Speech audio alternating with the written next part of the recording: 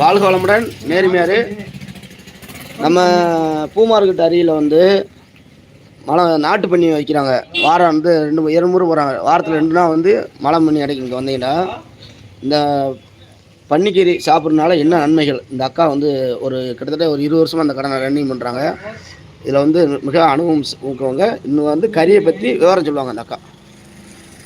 இந்த கறினால சூடு குறையும், வெயிலில் போகிறவங்களுக்கு சூடு குறையும், மூலத்துக்கு ரொம்ப நல்லது, குளிர்ச்சியான பொருள். இந்த பொருள் வந்து ஆட்டுக்கறியை காட்டி இது ரொம்ப குளிர்ச்சியான பொருள். இது வாரத்துக்கு ஒரு 3 முறை 4 முறை சாப்பிட்டீங்கன்னா உடம்புல பிசிக்கு ரொம்ப குறையும். அதை நீங்கள் நேர்லேயே பார்த்துருக்கீங்க. ஒரு 4 டைம் சாப்பிடுங்க, அதை நேர்லேயே நீங்கள் பார்த்துருவீங்க.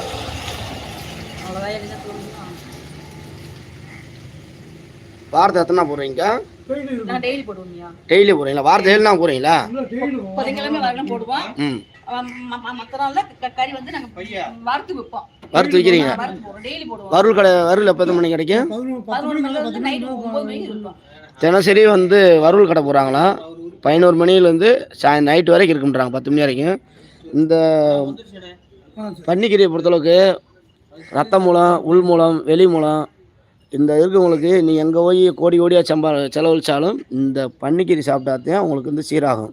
இன்றைக்கி அதிகமான முறையில் பார்த்தீங்கன்னா பைக்கு ஓட்டுருவங்க, தோரந்தோலை பைக்கு ஓட்டுருவங்க நிறையா பேர் இன்றைக்கி வந்து உட்காந்து பார்க்குற வேலை தான் அதிகம். அந்த உட்காந்துக்கிட்டே இருக்கும் போது உடம்பு நமக்கே தெரியாமல் உடம்பு ஆட்டோமேட்டிக்காக ஹீட் ஏறி அந்த வந்து உள் மூலம் வெளி மூலம்னு இதில் ஏதாச்சும் ஒரு பிரச்சனை உருவாக்கும்.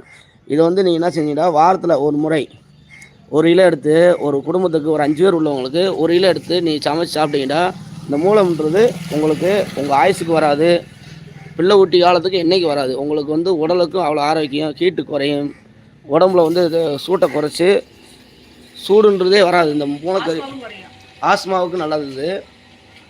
2வது இன்றைக்கி வந்து இந்த கறி கிடைக்கிறது ரொம்ப அபூர்வம். ஆனால் இவங்க வந்து வாரத்தில் 7 நாளும் கடை போடுறாங்களா? 7 நாளுமே வறுவல் கடை கிடைக்கின்றாங்க. மெயின் அதான், வறுவல் கடை தான் மெயின்.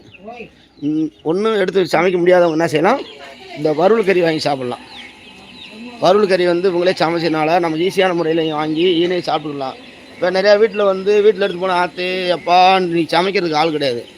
ஆனால் இன்றைக்கி நமக்கு இவங்க எடுத்து இங்கேயே சாப்பிடும் போது நமக்கு எந்த பிரச்சனையும் இல்லை. இந்த கறியை பார்த்தீங்கன்னா அதுமாரி கெட்டியாக இருக்கும், மற்ற கறி மாரிலாம் இருக்காது. இந்த கறி வந்து நல்லா கெட்டியாகும்.